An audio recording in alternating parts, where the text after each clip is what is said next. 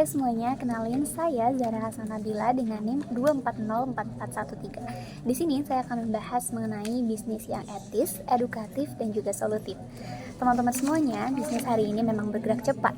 Teknologi memudahkan segalanya, mulai dari jual beli, promosi, hingga pengambilan keputusan. Tapi cepat saja tidak cukup teman-teman. Bisnis yang kuat dimulai dari keputusan yang benar. Bisnis yang etis berarti memahami dampak, bukan hanya menghitung keuntungan. Ketika kita memilih informasi dengan kritis, menggunakan teknologi secara sadar, dan menyampaikan pesan dengan jujur, disitulah bisnis menjadi edukatif dan juga solutif. Bisnis etis itu penting. Nah, bisnis etis itu penting banget. Pertama, karena bisa membangun kepercayaan. Nah, kalau pelanggan percaya, mereka itu bakal balik lagi dan loyal. Nah, yang kedua ada karyawan jadi merasa dihargai, kerja lebih semangat, dan hubungan antar tim lebih baik. Lalu yang ketiga, Nah, di era digital, distribusi tidak lagi terbatas pada penyaluran produk secara fisik, tetapi juga mencakup penyebaran informasi, layanan, dan nilai bisnis melalui platform digital.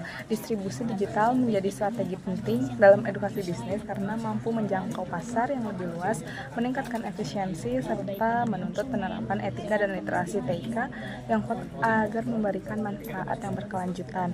Soal bisnis yang hanya memikirkan profitabilitas saja itu tidak baik, karena bisnis yang baik itu harus punya CSR atau Corporate Social Responsibility. Bisnis yang baik itu harus punya tata kelola yang baik. Bisnis yang baik itu harus memiliki tanggung jawab terhadap lingkungannya, baik lingkungan sosial dan juga lingkungan alam, dan tidak boleh ada menimbulkan kerusakan ya. Digital juga didukung dengan etika digital. Etika digital mengajarkan kejujuran dalam promosi, tanggung jawab, dan juga pengelolaan data, serta penghargaan hak cipta dan juga konsumen. Teknologi itu bukan hanya suatu alat bisnis yang biasa, tetapi lebih ke sarana untuk membentuk perilaku digital yang etis dan berkelanjutan. Misalkan kalau teman-teman bisnisnya kecil-kecilan, kalian unroll juga bisa gitu, cuman ya kalian harus jaga waktu dan jaga tenaga juga. Yang ketiga itu ada leading teman-teman. Jadi ketika bisnis kalian sudah berjalan, kalian harus berperan sebagai leaders dalam bisnis tersebut ya. untuk mendapatkan bisnis yang edukatif dan juga tentunya solutif, yang pertama adalah transparansi harga dan juga produk. Lalu yang kedua ada kejujuran dalam promosi, yang ketiga menghargai konsumen, yang keempat adalah memanfaatkan ICT secara bijak, dan yang terakhir adalah menjaga jejak digital bisnis. Nah, jadi teman-teman, di era digital itu bisnis bukan hanya soal untung, tapi juga soal nilai. Jadi edukasi bisnis itu yang etis mengajarkan kita untuk jujur, bertanggung jawab, dan menghargai konsumen. Dengan literasi digital yang baik, pelaku bisnis itu mampu mengambil keputusan berbasis data, memanfaatkan teknologi secara cerdas, dan tetap menjaga etika dalam setiap prosesnya. Bisnis itu tidak hanya tentang kita memperkenalkan produk kita, tetapi juga ketika kita mempromosikan ataupun kita memasarkan, itu harus sesuai dengan etika. Bisnis digital yang baik harusnya mengutamakan kejujuran, bertanggung jawab, dan etika digital. Teknologi seharusnya membantu, bukan merugikan. Masalah terbesar berbisnis itu, pemula itu bukan modal, tapi masalahnya adalah membuat sesuatu yang tidak dibutuhkan oleh orang lain. Udah capek produksi, pas dijual malah sepi. Nah, biar nggak kejadian kayak gitu, kita harus ubah pola pikirnya. Jangan bikin dulu baru jual, tapi jual dulu idenya baru dibikin. Di era digital ini banyak bisnis yang berlomba-lomba cuman buat narik perhatian, tapi karena itu terlalu melebih-lebihkan produk. Masalahnya, cara ini mungkin aja bisa membuat cepat viral, tapi juga cepat menghancurkan kepercayaan para pelanggan atau konsumen. Nah, bisnis yang baik itu adalah bisnis yang menguntungkan sekaligus bertanggung jawab.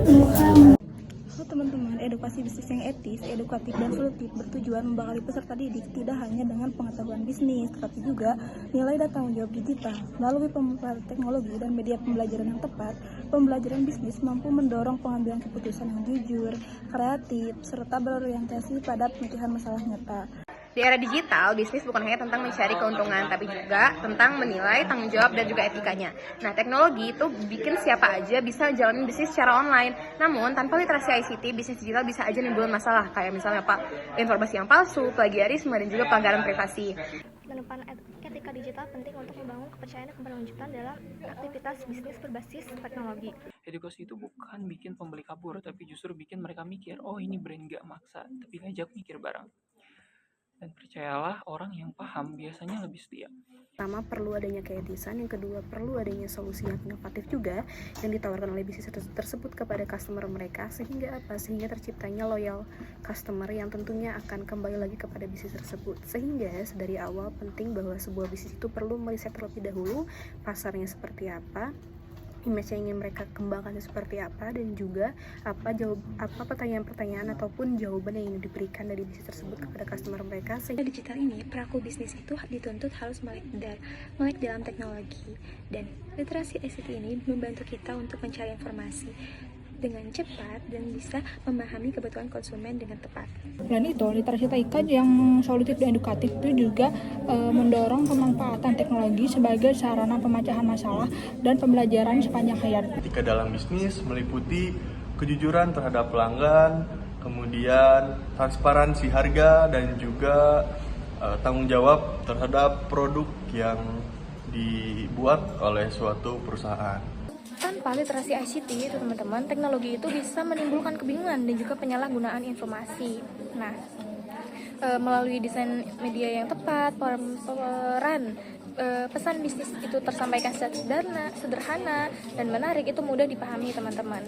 Bisnis itu bukan cuma soal jualan aja teman-teman, tapi kita tuh harus paham kebutuhan pasar, kemudian bisa memanfaatkan teknologi, dan tahu cara bagaimana berkomunikasi yang baik lewat media digital. Etika digital itu sederhana teman-teman, di mana transparan, bertanggung jawab, dan menghargai konsumen di setiap komunikasi bisnisnya.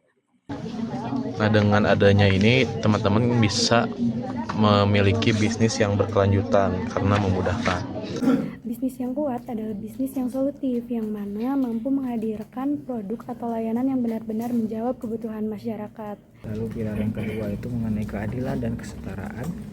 Yang ketiga itu adalah tanggung jawab sosial dari perusahaan atau corporate social responsibility, yaitu menjalankan bisnis yang tidak hanya berorientasi pada keuntungan, tetapi juga menjunjung nilai etika, edukasi, dan solusi bagi masyarakat. Di era digital ini, keberhasilan bisnis tidak hanya ditentukan oleh keuntungan, tetapi juga bagaimana cara kita menggunakan teknologi itu sendiri. Reach audience online gitu loh, jadi kayak produknya tuh nggak kelihatan di orang-orang online, jadi nggak terlihat lah gitu. Nah, kenapa banyak usaha ramai tapi nggak pernah kaya?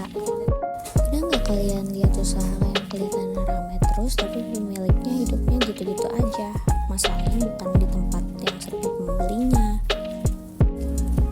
Banyak pelaku usaha yang fokus ke jualan tapi lupa ngatur bisnisnya. Masalah yang pertama itu nggak bisa pisahin uang pribadi dan uang usaha. Akhirnya untung terasa tapi nggak pernah terkumpul. Yang kedua adalah harga cuma ikut pasar, bukan hitung biaya dan keuntungan sehat.